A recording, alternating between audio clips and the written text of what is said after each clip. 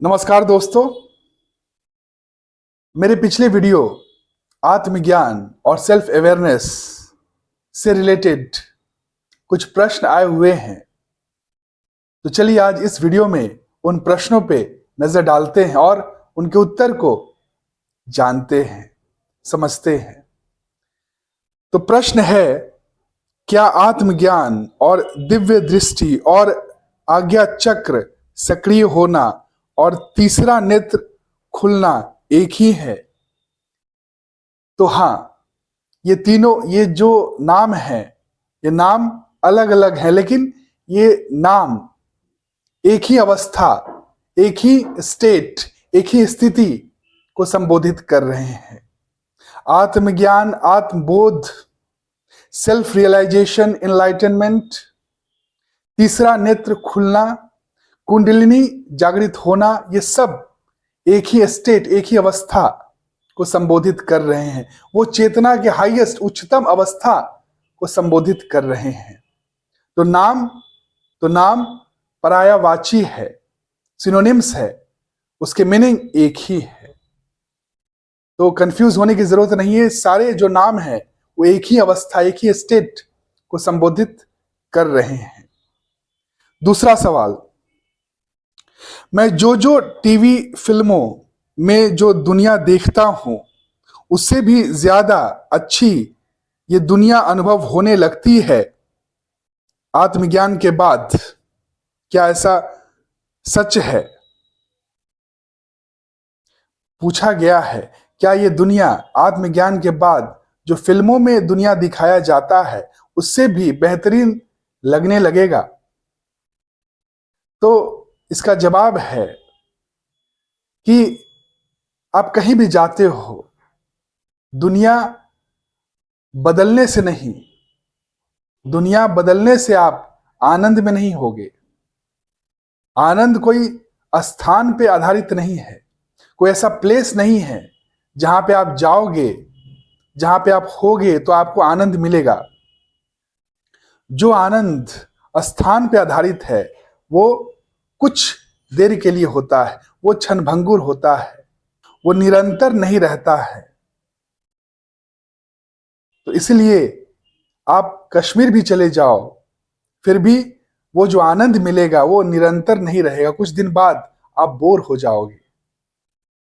लेकिन जो आत्मज्ञान और आत्मबोध होगा उससे आपका मन शांत हो जाएगा। मन, आत्मज्ञान आपके मनस्थिति को बदल देता है, जिसके फलस्वरूप आप हर स्थिति में, हर स्थान में आनंदित रहते हो। वो आनंद किसी स्थान पे आधारित नहीं होता है, किसी परिस्थिति पे आधारित नहीं होता है, इसलिए वो निरंतर रहता है। इसलिए आत्मज्ञान के बाद ये दुनिया नहीं बदल जाएगा, बल्कि हमारी दृष्टि साफ हो जाएगी, इल्यूजन मिट जाएगा, माया मिट जाएगा, इग्नोरेंस मिट जाएगा, और जो रस्सी, जो हमें सांप दिख रहा था, वो साफ साफ रस्सी दिखने लगेगा, जो है वो हमें दिखने लगेगा। तो हमारी नजर साफ हो जाएगी, हमारी मनोस्थिति साफ हो जाएगी, जिसके वजह से हम जहां हैं, जिधर हैं, वहीं पे पूर्णता आ जाएगा। तो आत्मज्ञान के बाद दुनिया नहीं बदलता है, दृष्टि बदल जाता है, और जैसा दृष्टि होता है वैसा ही हमें सृष्टि नजर आता है। तो यही है। अब बात करते हैं तीसरे प्रश्न पे, क्या आपको पूर्व जन्म याद आ गया? अब पूछते हैं, अब पूछा गया है कि क्या मुझे पूर्व जन्म याद आ गया? तो आत्मज्ञान पूर्व जन्म या अगले जन्म के संदर्भ में नहीं है, क्योंकि आत्मज्ञान आत्मा को जानने के संदर्भ में है। आत्मज्ञान मतलब आत्मा को जानना, वो आत्मा जो अजन्मा है, जो सारे जन्मों के परे है, जो टाइमलेस है, जो काल के भी परे है, उसको जानना, उसका न शुरुआत है, न आदि है, न अंत है, तो उसको जन्म से क्या मतलब? वो जन्म के परे है। और आत्मा को जानना मतलब पूर्णता को जानना, पूर्णता में रहना, पूर्णता में मन स्थित होना, हर वक्त आनंदित में रहना। क्योंकि जिसका मन पूर्ण हो गया, जिसका मन पूर्णता में स्थित हो गया, आत्मा में स्थित हो गया, वो हर क्षण वर्तमान में ही वो आनंद हो गया, वो परम आनंद को पा लिया। तो उसको पिछले जन्म या अगले जन्म से क्या लेना देना, क्योंकि वो जान गया कि वो जन्मों के परे है, वो अजन्मा है। नित्य हूं अजन्मा हूं शाश्वत में पर ब्रह्म, मुझ में व्याप्त सृष्टियां में सृष्टियों में व्याप्त हूं, निजानंदलीन सर्वशक्तिमान सीमाहीन, किसी पे अधीन नहीं, निज में पर्याप्त हूं। मैं अलख निरंजन हूं, दुर्लभ असाध्य हूं, भक्ति भरे नयनों से सहज ही मैं प्राप्त हूं, भक्ति भरे नयनों से सहज ही मैं प्राप्त हूं। तो वो आत्मा खुद अपना परिचय दे रहा है कि वो नित्य है, अजन्मा है, शाश्वत में उसी को ही पर ब्रह्म कहा जाता है, सच्चिदानंद कहा जाता है। और उसको पाने के लिए एकमात्र जो विधि है वो है भक्ति। भक्ति मतलब मन आत्मा में स्थित होना। जब मन आत्मा में स्थित हो जाता है उसी को भक्ति कहते हैं। क्योंकि जब मन आत्मा में स्थित हो जाता है तो वही पूर्णता में स्थित हो जाता है। आत्मा ही परब्रह्म है, आत्मा ही ईश्वर है, आत्मा असीम है, अमिट है, अद्वैत है, पूर्ण है। तो यही है जिसको आत्मबोध हो गया, वो पिछले जन्म और अगले जन्म से परे हो गया। वो वर्तमान में जीता, वर्तमान में पूर्ण रूप से जीता है। जो पिछले और अगले जन्म में जिसका मन अटका हुआ है वो अभी आत्मज्ञानी नहीं है। जो दुख में होता है वही पीछे और आगे देखता है, वही पीछे आनंद ढूंढता है और आगे आनंद ढूंढता है। लेकिन जो खुद आनंद हो गया, जो आत्मा को जान गया, जो आत्मबोध को पा लिया, वो हर वक्त उसी क्षण वो आनंदित हो गया, वो पूर्णता को प्राप्त कर लिया। इसलिए उसको पिछले जन्म और अगले जन्म से कोई लेना देना नहीं है, क्योंकि वो जान गया कि वो समुद्र है, वो लहर नहीं है। वो समुद्र है जो लहर के रूप में आया है, और समुद्र था, है और रहेगा। लहर आते जाते रहते हैं, लेकिन समुद्र कभी मिटता नहीं है। लहर मिटते हैं और बनते हैं, लेकिन समुद्र कभी मिटता नहीं है। शरीर मिटता है और जाता है, लेकिन आत्मा अजन्मा है, पूर्ण है। अब चलते हैं तीसरा प्रश्न पे। प्रश्न है, मुझे जल्दी से जल्दी आत्मज्ञान मिल सके, इसके लिए जो भी हो वो मुझे बताइए। अब ये जानना चाहते हैं कि जल्दी से जल्दी कोई ऐसा विधि हो जिससे हम आत्मज्ञान को पा सकें।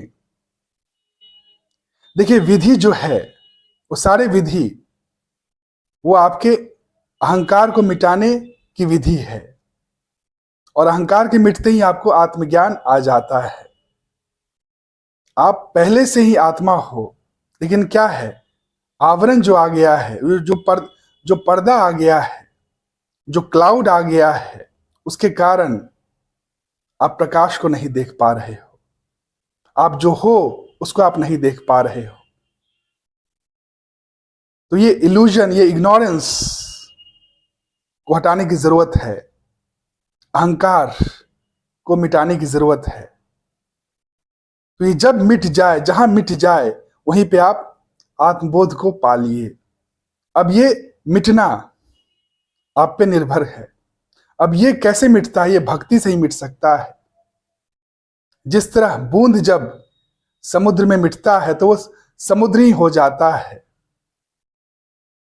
उसी तरह जब अहंकार, अहम ब्रह्म में मिटता है तो ब्रह्म ही हो जाता है। तो ये समर्पण भाव जब आ गया, जहां आ गया, वहीं पे आप आत्मबोध को उपलब्ध हो गए। तो ये आप पे निर्भर करता है कि कितनी जल्दी आपका अहम मिटता है, आपका अहंकार मिटता है, आपका अज्ञानता मिटता है। और मिटने की विधि एक ही है, वह है भक्ति, सत्संग। भक्ति और सत्संग से ही ध्यान आता है और ध्यान से ही ज्ञान की प्राप्ति होती है। वो ज्ञान को ही आत्मबोध कहा जाता है। यही है 1 2 3 4 फिफ्थ जो सवाल है, पांचवा जो सवाल है, बहुत ही इंटरेस्टिंग है और बहुत ही गहरा प्रश्न है। ये प्रश्न मुझे बहुत अच्छा लगा। क्या आप नींद में भी जागे हुए रहते हो? ये सवाल बहुत ही महत्वपूर्ण है और बहुत ही डीप सवाल है। क्या आत्मज्ञानी नींद में भी जागा हुआ रहता है? इसको समझने के लिए हमें समझना होगा कि जागना मतलब, जब जागना बोला जाता है तो जागना मतलब जो है, जो था, है और रहेगा, उसके प्रति जागृत हो जाना, जागरूक हो जाना, उसको जान लेना और उसमें मन को स्थित कर देना ही जागना हुआ। चूंकि आत्मा स्वप्न, जागृत और सुषुप्ति, ये तीनों अवस्था में अपने आप को कायम रखता है। ये तीनों अवस्था में वो रहता है, वो मिटता नहीं है। इसलिए जो आत्मा को जान लिया, जो आत्मा में, जिसका मन आत्मा में स्थित हो गया, वही जाग गया। उसी को जागना कहते हैं। इसको और गहरे रूप से समझने के लिए एक एग्जाम्पल लेते हैं। जैसे आप रूम में हैं और लाइट ऑन है, तो आप पूरा जो रूम में सब कुछ आपको दिख रहा है, आप उसको विटनेस कर रहे हो। और लाइट को बुझा दिया गया, अब आपको कुछ नहीं दिख रहा है, आप कुछ नहीं को भी विटनेस कर रहे हो। और जब डिम लाइट, जो नाइट बल्ब होता है, उसको लगा दिया गया, तो जितने भी चीज है आपको थोड़ी थोड़ी दिख रही है, उसको भी आप विटनेस कर रहे हो। तो आप तो हो, आप हर अवस्था, मतलब जब लाइट है, जब पूरा लाइट है, उसको भी आप विटनेस करो, उसको भी आप देख रहे हो, उसके भी आप साक्षी हो। और जब लाइट कटा हुआ है, जब बल्ब बंद है, उसको भी आप विटनेस कर रहे हो, देख रहे हो। और जब डिम लाइट है, जब नाइट बल्ब जलाया हुआ है, उसको भी आप विटनेस कर रहे हो। तो आप एज ए विटनेस तीनों अवस्था में आप हो, और अवस्थाएं बदल रहे हैं, लेकिन आप वो तीनों अवस्थाओं में आप कायम हो।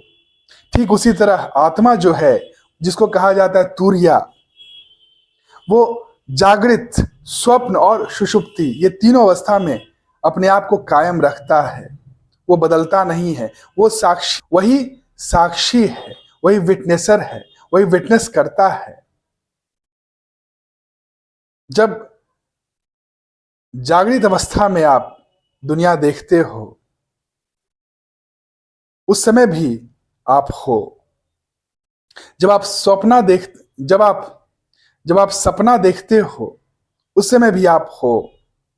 और जब आप गहरी नींद में होते हो, उस समय भी आप हो। तरह आप लाइट ऑन होता है, उसको भी आप देखते हो, लाइट ऑफ है, उसको भी आप देखते हो। और जो डिम लाइट है, नाइट बल्ब है, जल रहा है, उसको भी आप देखते हो। उसी तरह आप सपना को भी आप देखते हो, गहरी नींद को भी आप एक्सपीरियंस करते हो, वहां भी आप होते हो। और जागृत अवस्था उस समय भी आप रहते हो, तो आप मिटते नहीं हो। एज एक्सपीरियंसर आप हर अवस्था में आप रहते हो। तो जो हर काल में, हर समय, हर स्थिति में, हर अवस्था में रहता है, उसके प्रति जागना ही, उसके प्रति जागरूक होना ही जागना हुआ। इसलिए नींद में भी जागना उसे ही कहते हैं। वही नींद में जागा हुआ है जो आत्मा के प्रति जागृत है, जो हर अवस्था में जागा हुआ है। तो हाँ, जो आत्मज्ञानी है वो हर अवस्था में जागा हुआ होता है।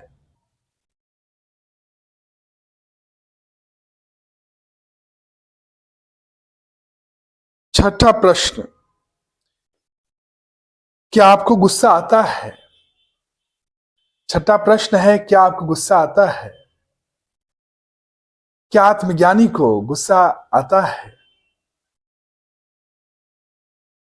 आत्मज्ञानी गुस्सा में होता नहीं है, वो गुस्सा लाता है। वो आनंद में रहता है, वो आनंद में होता है, वो परम शांति में होता है। लेकिन उसके सारे कर्म दूसरों के भलाई के लिए होते हैं, उसके सारे कर्म निस्वार्थ भाव से होते हैं। तो भगवान कृष्ण भी गुस्सा लाए थे महाभारत में। उन्होंने भीष्म पे गुस्सा किया था, लेकिन उसके पीछे जो इंटेंशन था, भाव था, वो भीष्म को सही दिशा दिखाना था। इसलिए गुस्सा वो भी लाते हैं, वो गुस्सा में होते नहीं हैं। एक होता है गुस्सा में होना और एक होता है गुस्सा लाना। जब आप गुस्सा में होते हो तो आप अपने आप को भी भूल जाते हो कि आप कौन हो, और आप गुस्सा ही बन जाते हो। लेकिन जब आप गुस्सा को लाते हो, उस समय आपको बोध रहता है कि आप गुस्सा नहीं हो, आप गुस्सा से अलग हो। लेकिन गुस्सा को as a tool, as a शस्त्र आप यूज कर रहे हो, उपयोग कर रहे हो दूसरों के भलाई के लिए। जैसे एक मास्टर, एक टीचर गुस्सा लाता है, गुस्सा करता है शिष्य पे, स्टूडेंट पे, ताकि स्टूडेंट अच्छे से पढ़ाई कर सकें और एग्जाम में पास होके जिंदगी में आगे बढ़ सकें। तो ये गुस्सा के पीछे जो भाव है वो निस्वार्थ भाव है। इसीलिए ये धर्म है, ये धर्म पे है, ये निष्काम कर्म है। गुस्सा भी सकाम कर्म हो सकता है और निष्काम कर्म हो सकता है। सकाम कर्म कब होगा? जब गुस्सा आप अपने लिए कर रहे हो। जब आप गुस्सा स्वार्थ भाव से कर रहे हो वो सकाम कर्म हुआ, और जब आप गुस्सा निस्वार्थ भाव से कर रहे हो तो वो निष्काम कर्म हो जाता है, वो धर्म बन जाता है। और एक प्रश्न है, एक और प्रश्न आया है, संभोग से मिलने वाला आनंद वर्सेस आत्मज्ञान से मिलने वाला आनंद, कृपया मुझे गलत न समझें, दोनों में से सबसे ज्यादा आनंद किस में मिलता है? संभोग से मिला हुआ आनंद और समाधि, आत्मज्ञान से मिला हुआ आनंद, ये दोनों आनंद में सबसे ज्यादा आनंद किस में मिलता है? तो जाहिर सी बात है, समाधि, आत्मज्ञान में मिला हुआ आनंद सबसे ज्यादा आनंद। आत्मज्ञान और समाधि से मिला हुआ आनंद निरंतर रहता है और वो पूर्णता रहता है। वो पूर्ण आनंद है, वो परम आनंद है। उसको आप संभोग के आनंद से कंपेयर नहीं कर सकते हैं। संभोग तो जानवर भी करता है, लेकिन वो समाधि आत्मज्ञान तक नहीं पहुंच सकता है। आत्मज्ञान और समाधि साधना से ही प्राप्त हो सकता है। जो साधना करता है वही समाधि तक पहुंच सकता है, समाधि के स्टेट को उपलब्ध हो सकता है, प्राप्त कर सकता है। संभोग से मिला हुआ आनंद क्षणभंगुर होता है, वो निरंतर नहीं होता है, वो निरंतर नहीं रहता है और वो बंधन में होता है, वो बंधन है। और आत्मज्ञान और समाधि से मिला हुआ आनंद मुक्ति से मिला हुआ आनंद है, मुक्ति की अभिव्यक्ति है, वो परम आनंद है, वो निरंतर रहता है, वो एवर लास्टिंग आनंद है। और इसीलिए ओशो ने भी जो किताब लिखा संभोग से समाधि, उनको ऐसा लिखना चाहिए था समाधि से संभोग, लेकिन ऐसा नहीं है। समाधि हमेशा उच्चतम स्टेट पे मिलता है, हाईएस्ट लेवल ऑफ कॉन्शियसनेस है समाधि। चेतना की उच्चतम अवस्था को ही समाधि उपलब्ध हो सकता है। संभोग कोई भी जीव प्राप्त कर सकता है, वो बंधन में किया हुआ कर्म है, वो क्षणभंगुर आनंद है, वो निरंतर नहीं रहता है, वो कभी आपको तृप्त नहीं कर सकता है। लेकिन आत्मबोध आत्मज्ञान से मिला हुआ आनंद आपको पूर्ण कर सकता है, आपको परमानंद की स्थिति में ला सकता है, परम शांति के स्थिति में ला सकता है। वही पूर्णता हुआ, वही सच्चित आनंद है। तो यही है। बाकी अगर आपको कोई भी क्वेश्चन हो तो आप बेहिचक कमेंट सेक्शन में पूछ सकते हैं। और अगर वीडियो अच्छा लगे तो लाइक, कमेंट और शेयर जरूर करें, ताकि और लोगों तक वीडियो पहुंच सके और लोग भी आपके द्वारा लाभान्वित हो सके। Thank you, have a nice day, प्रणाम।